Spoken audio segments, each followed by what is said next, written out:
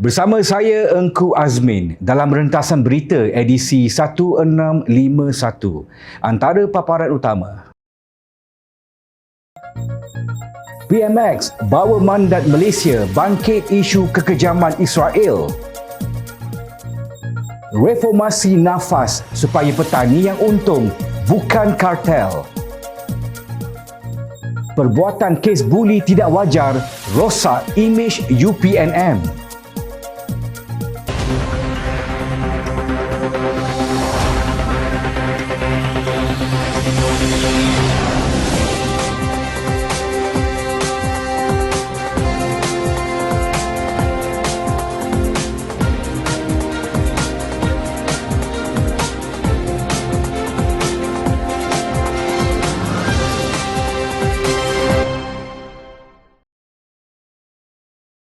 Assalamualaikum dan salam sejahtera. Datuk Seri Anwar Ibrahim berkata, beliau akan membawa suara dan mandat rakyat Malaysia pada sidang kemuncak luar biasa negara Arab Islam di Riyadh, Arab Saudi pada Isnin bagi membincangkan serangan serta kekejaman berterusan rejim Zionis Israel ke atas warga Palestin dan Lubnan. Perdana Menteri berkata persidangan itu diharap dapat mencapai kata sepakat sesama negara Islam bagi menyelesaikan konflik yang berterusan di Gaza, Palestin. Beliau berkata keganasan dilakukan rejim Israel tanpa kawalan yang seolah-olah mahu melenyapkan penduduk di Gaza sangat keterlaluan. Malah tidak pernah ada negara di dunia yang melanggar semua peraturan ditetapkan tetapi tidak dikenakan tindakan.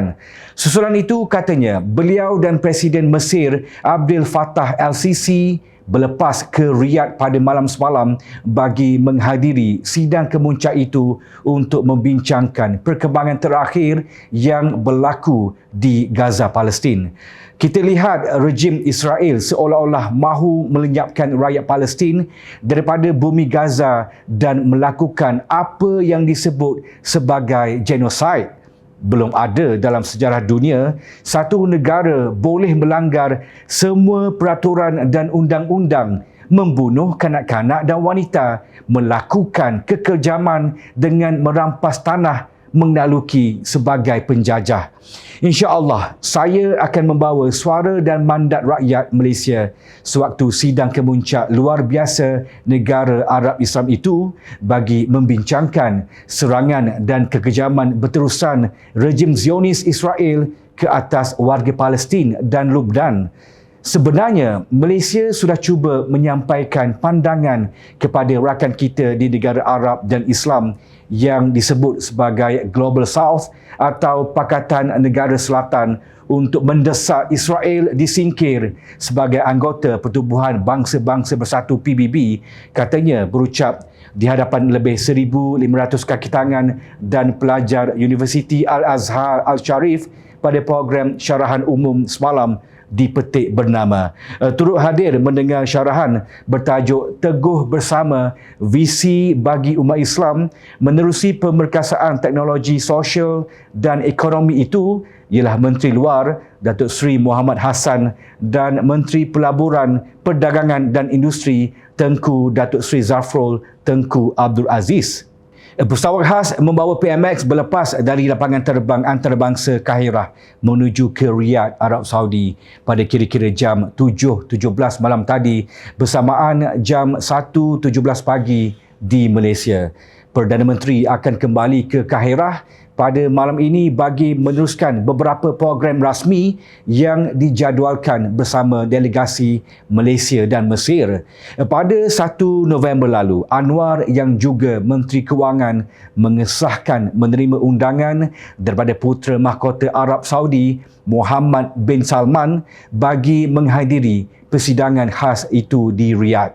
PMX turut berkata Malaysia berterima kasih kepada kerajaan Mesir yang banyak membantu penghantaran bantuan kemanusiaan ke Palestin dalam usaha meringankan beban dihadapi rakyat Gaza yang ditindas dan dizalimi rejim Zionis.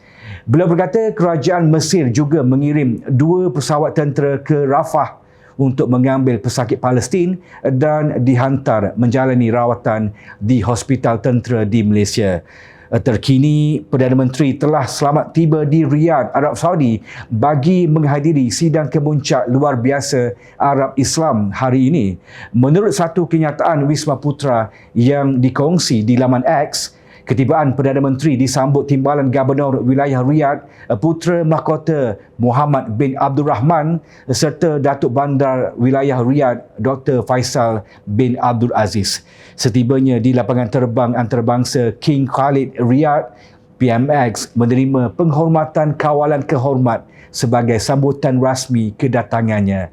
Anwar juga akan mewakili Malaysia dalam sidang kemuncak Arab Islam di Riyadh, Arab Saudi.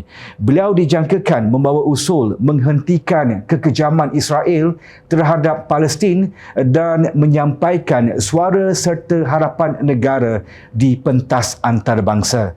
Sidang kemuncak ini juga akan membincangkan isu-isu kritikal membabitkan negara-negara Islam. Terima kasih PMX dan Kerajaan Madani kerana terus memperjuang nasib rakyat Palestin tanpa mengenal erti penat dan lelah. Semoga segala ketegasan dan usaha yang dilakukan dapat dilihat dalam masa terdekat, insya-Allah. Dari sungai ke segara, Palestin bakal dan pasti merdeka. Nafas ditubuhkan pada 1970-an mengikut model Taiwan di mana di awal penubuhannya dibantu kerajaan sebelum akhirnya berdikari dan diurus oleh petani sendiri. Daripada petani oleh petani demi petani. Namun dengan ketiadaan semak dan imbang, nafas terpalit dengan isu tata kelola seperti didedahkan dalam audit forensik 2018-2019 pada zaman Allahyarham Salahuddin Ayub. Walaupun digantung untuk pemulihan di era Pakatan Harapan pada zaman Tebuk Atap, Perikatan Nasional, nafas kembali beroperasi seperti biasa tanpa usaha perbetulkan. Kini, Kerajaan Madani melalui Perdana Menteri Datuk Seri Anwar Ibrahim dan Menteri Pertanian dan Keterjaminan Makanan Datuk Seri Muhammad Sabu cuba meneruskan usaha pemulihan nafas agar kembali kepada tujuan asal sebagai koperasi yang memperkasa petani, bukan sekadar mengaut keuntungan daripada petani. Sayangnya, nafas telah menjadi lubuk untuk segelintir yang mengambil kesempatan daripada monopoli kontrak baja padi yang diberikan kerajaan secara runding terus bernilai berbilion ringgit. Sebarang usaha untuk memperbetul tata kelola akan dicabar. Monopoli tanpa persaingan ini menyebabkan inovasi, kualiti input dan produktiviti lambat berkembang. Dalam situasi ini, pemain industri muda kurang berminat untuk masuk ke dalam industri ini walaupun mereka lebih terbuka menerima teknologi baharu seperti AI, digital, IoT dan machine learning. Tidak banyak syarikat pemula tempatan muncul dalam input pertanian dan akhirnya kita bergantung pada import dari luar sebagai jalan mudah. Situasi ini merencatkan pembangunan sektor pertanian dan mengancam keterjaminan makanan negara. Monopoli baja ini juga sering menjejaskan kecekapan termasuk agihan baja yang lambat 20 hingga 220 hari menurut laporan audit 2019 yang menyebabkan hasil padi menurun daripada 4 tan per hektar pada tahun 2008 kepada 3.5 tan per hektar pada tahun 2023. Ini berlaku walaupun subsidi telah meningkat daripada 500 juta ringgit sebelum 2008 kepada 1.6 bilion ringgit pada tahun 2008 hingga 2023. Di samping itu, petani turut merungut tentang kualiti baja yang rendah atau ketidaksesuaian baja dengan profil tanah di lokasi yang berbeza. Kini, teknologi seperti AI sepatutnya membantu dalam aspek ini. Apabila hasil petani makin berkurang, minat bertani juga merosot dan mereka cenderung beralih ke bidang lain yang boleh membahayakan keterjaminan makanan negara. Sistem yang ada dalam nafas kini membuka ruang ketirisan yang menguntungkan segelintir AGP dan pegawai tetapi merugikan dana kerajaan dan petani. Nafas perlu diperbaiki dengan formula baru untuk mengatasi monopoli input pertanian dan mewujudkan persaingan bagi menggalakkan inovasi serta menyempitkan ruang korupsi. Di zaman ini, teknologi pertanian bergerak ke arah digital, AI, IoT, Big Data dan blockchain. Jika nafas sendiri tiris, sukar untuk pertanian kita berkembang seiring dengan negara-negara lain.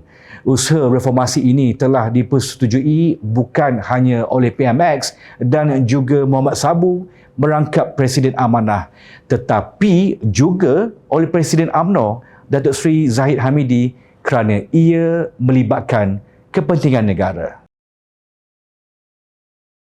9 individu yang dikaitkan dengan kes buli seorang penuntut Universiti Pertahanan Nasional Malaysia UPNM sehingga menyebabkan keretakan tulang rusuk telah pun dirakam percakapan. Ketua Polis Kuala Lumpur Datuk Rusdi Muhammad Isa berkata, suspek utama kes itu pula akan dirakam keterangan di Ibu Pejabat Polis Daerah IPD Ceras. Setakat ini, kita sudah merakam percakapan 9 individu dan suspek kita akan ambil keterangan di Ibu Pejabat Daerah Ceras petang ini, katanya dalam satu kenyataan dipetik Harapan Daily. Terdahulu kecoh apabila seorang penuntut UPNM tahun 1 didakwa cedera parah dengan keretakan tulang rusuk dan tulang belakang akibat dipijak penuntut senior bulan lalu. Berita Harian melaporkan kejadian berlaku pada 21 Oktober lalu, sehari sebelum seorang pelajar tahun 2 universiti berkenaan ditekap setreka di bahagian dada sehingga meninggalkan kesan lecur oleh pelajar tahun 4. Susulan kejadian itu, Kementerian Pertahanan menyerahkan kepada polis untuk melakukan siasatan kes buli terbaru membabitkan pelatih Universiti Pertahanan Nasional Malaysia UPNM yang dicederakan oleh seorang penuntut senior tahun 3 universiti berkenaan. Menteri Pertahanan Datuk Seri Muhammad Khalid Nordin berkata pihaknya berpendirian kejadian terbabit adalah tidak wajar dan merosakkan imej UPNM serta institusi pendidikan tinggi. Saya dimaklumkan berkenaan laporan media yang tular membabitkan seorang pelatih di UPNM yang mengalami kecederaan dipercayai tindakan seorang pelatih senior. Susulan laporan polis yang dibuat, Kementerian Pertahanan menyerahkan perkara ini kepada pihak polis Diraja Malaysia PDRM untuk menyempurnakan siasatan. Pihak saya dan Kementerian Pertahanan akan memberi sepenuh kerjasama dan perhatian dalam perkara ini, katanya dalam satu kenyataan di Facebooknya. Polis sedang menyiasat kejadian membabitkan seorang mahasiswa Universiti Pertahanan Nasional Malaysia UPNM yang disyaki dipijak sehingga cedera parah di rusuk dan belakang badan oleh seorang penuntut senior tahun 3 universiti berkenaan. Rusdi berkata mangsa yang berusia 19 tahun mengalami keretakan pada tulang rusuk dan tulang belakang akibat kejadian itu dan kini sedang mendapatkan rawatan di hospital. Beliau berkata kejadian dilaporkan berlaku 10.45 malam 21 Oktober 2024 dengan mangsa ketika itu berada di tepi padang kawat. Setelah selesai panggil nama di universiti berkenaan dan polis hanya menerima laporan mengenainya pada 8.40 malam 8 November 2024. Kes masih di peringkat siasatan dan polis menasihatkan orang ramai agar tidak membuat sebarang spekulasi sehingga siasatan dilengkapkan, katanya dalam satu kenyataan. Rusdi berkata kes disiasat di bawah Seksyen 325 Kanun Kesiksaan. Sebelum ini tular di laman Social X apabila seorang wanita mempersoalkan kewajaran tindakan mahasiswa UPNM yang didakwa membuli selain mendakwa adik saudaranya dipijak hingga patah tulang rusuk. Terdahulu, negara telah digemparkan dengan satu kes buli yang telah menyebabkan kematian kepada Allahyarham Zulfarhan Osman Zulkarnain dan 6 pelaku jijik yang terlibat telah pun dijatuhkan hukuman gantung hingga mati. Namun, masih tidak serik lagikah kalian? Tindakan drastik apa lagi yang boleh kita lakukan demi menjaga keselamatan semua pelajar dan penuntut tak kira di mana sahaja? Perbuatan buli adalah perbuatan yang jijik dan hina. Jenayah buli di sekolah dan pusat pengajian perlu dibantras dan dihentikan dengan kadar segera tanpa sebarang toleransi kepada para pembuli dan pelaku. Ingat, rakyat sentiasa memerhati. Jom Channel ingin mengucapkan jutaan terima kasih kepada para penyokong Jom Channel dan kepada yang berminat untuk memberikan sumbangan bagi membolehkan kami meneruskan perjuangan menyampaikan berita yang benar. Sumbangan boleh dibuat melalui akaun bank yang tertera. Suara rakyat kami sampaikan demi negara tercinta. Teruskan bersama kami di Jom Channel untuk mendapatkan berita politik tanah air. Saya Engku Azmin. Terima kasih. Assalamualaikum, salam sejahtera. Kita jumpa lagi.